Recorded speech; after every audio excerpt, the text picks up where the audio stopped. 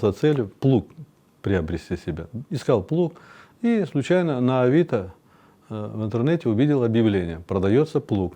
Ну, правда, в Тюмени это было. Договорились мы с ним, он меня отправил, этот плуг. Когда по телефону разговариваем мы с ним, я говорю: как тебя зовут? Он говорит: Ромади, оказывается, казанский татарин, Равиль его зовут. Фотография была выставлена на Авито. Мне интересно, плуг этот понравился, такой деревянные колеса были, огромный такой плуг, древний такой плуг.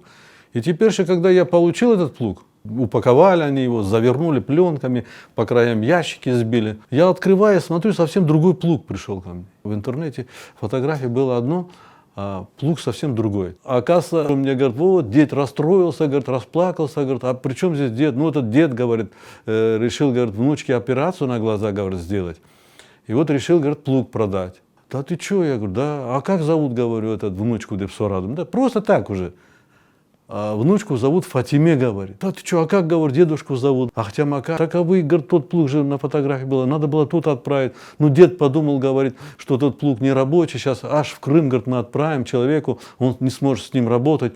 Поэтому он решил такой рабочий, более-менее такой хороший плуг мне отправить.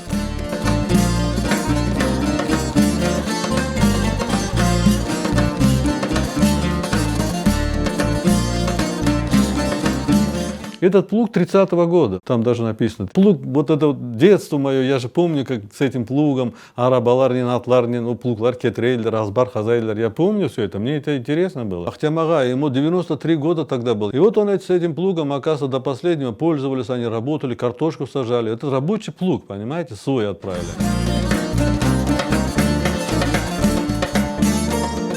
Дед, да, вот смотрите, вот, чтобы сделать внучке операцию, да, вот решил продать этот плуг.